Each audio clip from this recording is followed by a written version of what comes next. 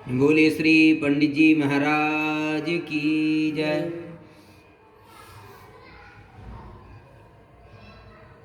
बाबा कहते हैं या विश्व प्रपंच में सत्य का है और असत्य का है, मतलब सत्य क्या है और असत्य क्या है। या को ठीक ठीक जान लेनो ही ज्ञान है, मतलब सत्य क्या है और असत्य क्या है, इस बात को अच्छी प्रकार से जान लेना ही ज्ञान है। ज्ञान किसे कहते हैं? ज्ञान का मतलब सत्य और असत्य का ज्ञान होना ही ज्ञान है। आगे बाबा कहते हैं अंतःकरण में प्रियतम के अतिरिक्त और कोई वासना ना रहे, ये वैराग्य है। वैराग्य किसको कहते हैं? तो बाबा कहते हैं अपने अंतःकरण में अपने प्रियतम यानी अपने इष्ट, अपने प्रभु श्री सीताराम जी के अतिरिक्त दूसरी कोई वासना नहीं रहे, इसी को वैराग्य कहते हैं। अपने इष्ट को जो प्रिय होए तथा जासों वे प्रसन्न होते होए, वही करनो ही है भक्ति। अब भक्ति किसे कहते हैं? तो बाबा कहते हैं भक्ति के बारे में कि अपने इष्ट के लिए जो भी प्रिय हो, यानी अपने इष्ट को, अपने प्रभु को, अपने इष्ट को जो प्रिय लगता है,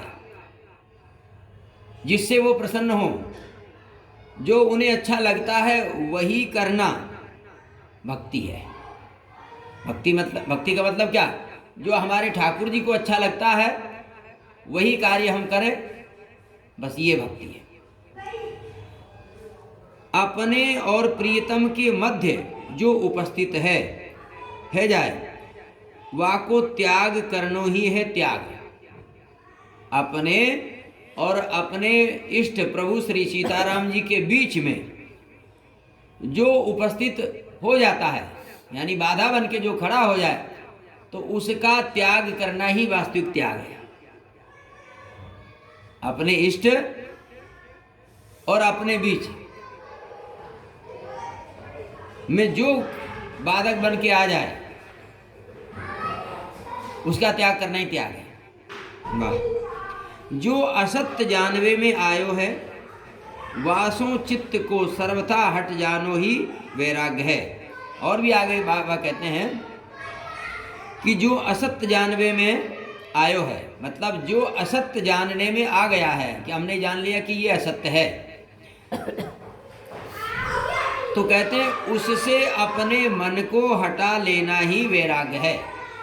असत्य की ओर से अपने मन को हटा लेना ही वैराग्य है। और वाको तन मन वचन सो सर्वथा त्याग कर देनो ही त्याग है।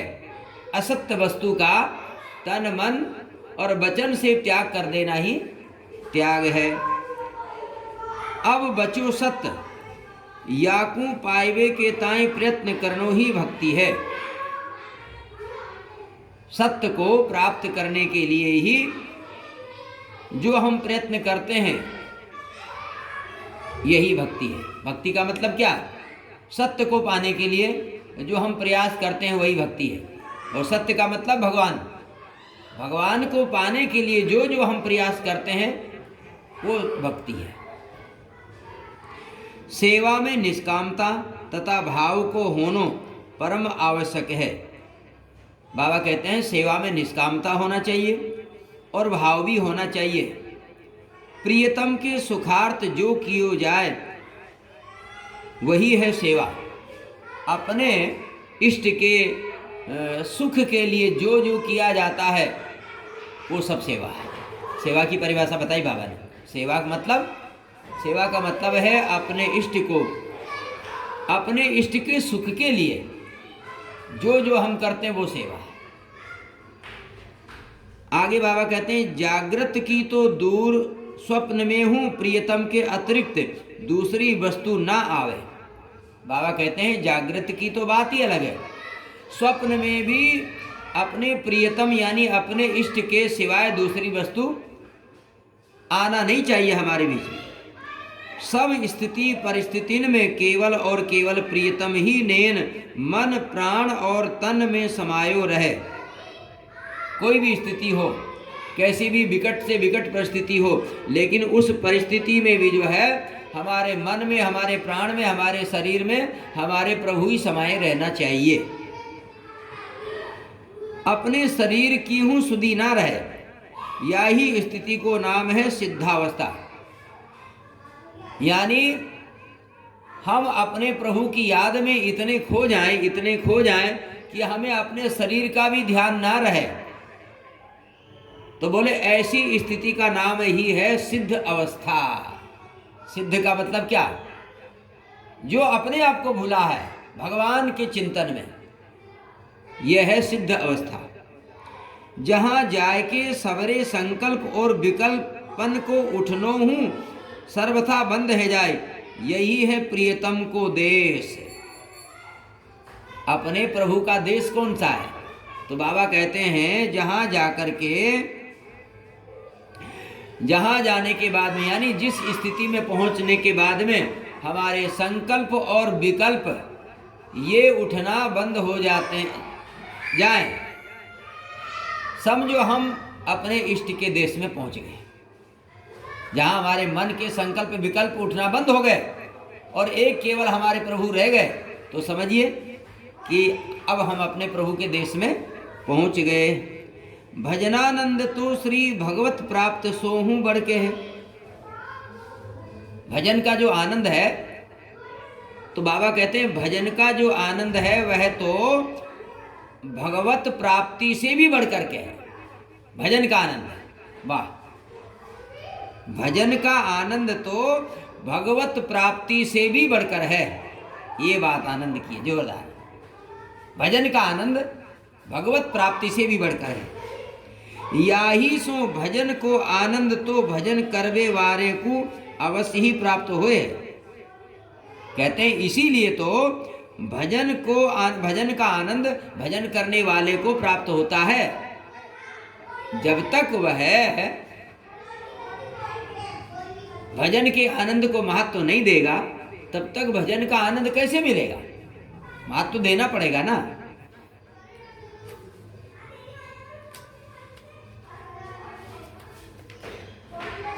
श्री भगवत प्राप्ति कब होए? तो बाबा कहते हैं अनुभूति, भगवत प्राप्ति कब होए, अनुभूति कब होए, ये श्री भगवत इच्छा पे निर्भर है। जब ये प्रभु चाहे तब। देखिए भगवान की प्राप्ति कब होगी, भगवान का अनुभव कब होगा? तो बोले ये भगवान की इच्छा के ऊपर निर्भर है। सो जाने जई देव जनाए, और जानत तुम्हें हो जाए। तो भगवान की प्राप्ति भगवान की इच्छा के ऊपर निर्भर है। वो कब किसको मिलेंगे, वो कब किसको दर्शन देना चाहते हैं, वो उनकी इच्छा के ऊपर निर्भर है। भगवान के बारे में अनुभव कब होगा, ये भी उन्हीं की इच्छा के ऊपर निर्भर है। वो कब अनुभव कराएंगे।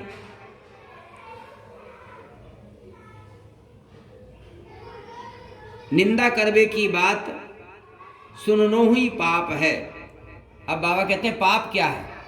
बोले निंदा करने की बात को सुनना ही पाप है। हम किसी की निंदा करें अथवा सुने, यही पाप है। पर निंदासम अग्नगरीसा, तुलसीदास जी महाराज ने भी लिखा, पर निंदासम अग्नगरीसा। बोले भक्तवत्सल भगवान की जय। अब इसके आगे हम लोग कल श्रवण करेंगे। सूत्र नंबर 349 तक हो गया, अब 350 से कल सुनेंगे। श्री राम जय राम जय जय राम, श्री राम जय राम जय राम, श्री राम जय